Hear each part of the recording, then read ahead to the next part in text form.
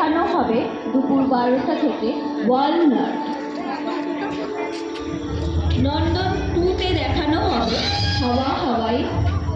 নন্দন 3-তে দেখানো হবে আজকা রবিন হুড। শিশু মঞ্চে দেখানো হবে হোপ। এবং রবীন্দ্র সদনে 12টার সময় দেখানো হবে সুমি। কি সুন্দর গাছগুলো এসছে।